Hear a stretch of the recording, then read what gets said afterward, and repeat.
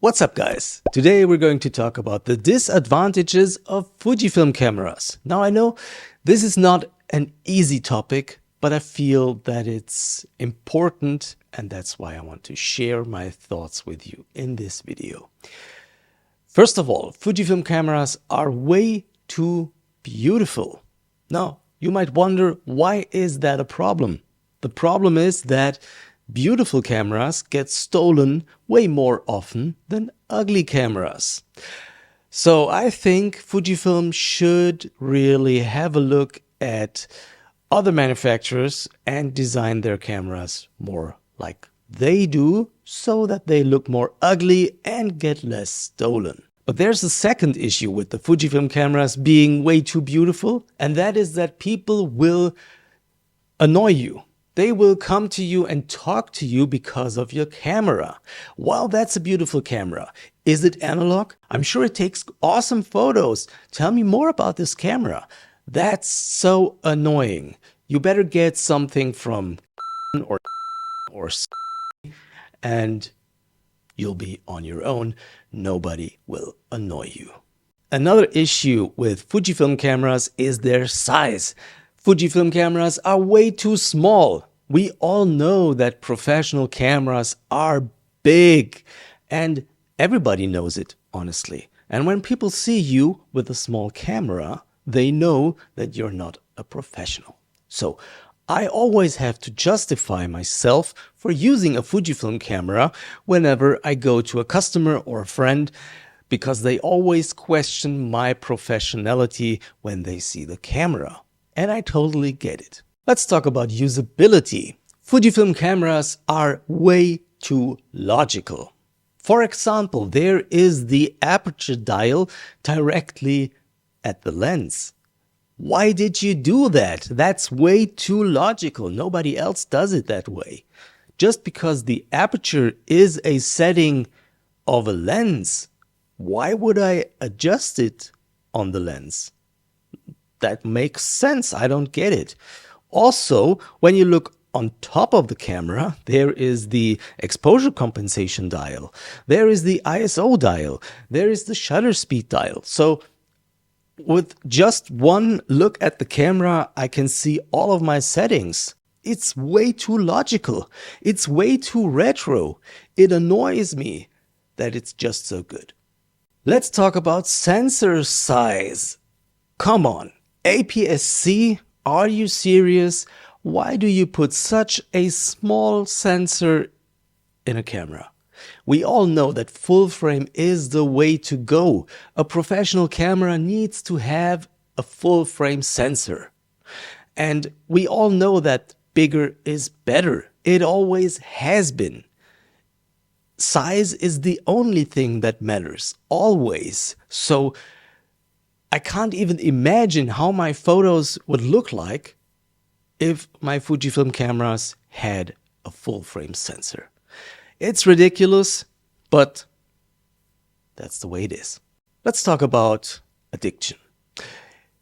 Fujifilm cameras make you addicted to photography. Once you have a Fujifilm camera, you will take it wherever you go. It will make you take photos of things you couldn't even imagine. I mean, I have been taking photos of trash cans and cars and cans and trash on the street. And the crazy thing is, everything looks awesome. So this addiction becomes a really huge problem. And ask my family, they all have to suffer from my Fujifilm addiction, because everything has to be photographed. It's crazy, and something has to happen, and I've talked to doctors about that, but I'm not sure if they can really help me with that. Let's talk about photos. Photos taken with Fujifilm cameras look way too good. I mean, we have the JPEG recipes, we have the highlight and shadow settings, we have the film simulations, we have grain settings, we have so many things in camera to get great colors and great contrast and everything. It's crazy. And the problem with these great photos is that the more pictures you take, the more people want you to take pictures for them. So it's hard to get out of that. While I'm talking about settings, let's talk about the function buttons. There are way too many function buttons. I mean, more functions than I can get in my head. The camera can be customized like it was my camera. I haven't had that with any other manufacturer. Usually you get a handful of custom function buttons, but with the Fujifilm cameras, you get more custom functions than you have fingers on your hands. The next thing would be Fujifilm lenses. Oh my God, they are way too good. They are sharp from edge to edge. They show no vignetting. And the problem with that is that these are the only topics that people talk about in photography forums. So you cannot take part in conversations. You're the outsider. And you are left with a lot of free time that you would actually have to spend with photography. One final note that really annoys me is firmware upgrades. Honestly, Fujifilm, why do you have to make the camera better after I purchased it? Honestly, downloading new firmware, putting it on my camera, getting new features. I mean, when I need new features, I'm gonna buy a new camera. How about that? Conclusion. As you can see, Fujifilm cameras have lots of problems. And if you still think that you should get a Fujifilm camera, I'm sure that you will have all of these problems. But it's your decision. If you have anything else to add, if you can contribute to this serious topic, please leave a comment. I will collect all of your issues and hand them over to Fujifilm so that things can change for better in the future. Leave a comment, subscribe, share this video, and thanks for watching. Goodbye.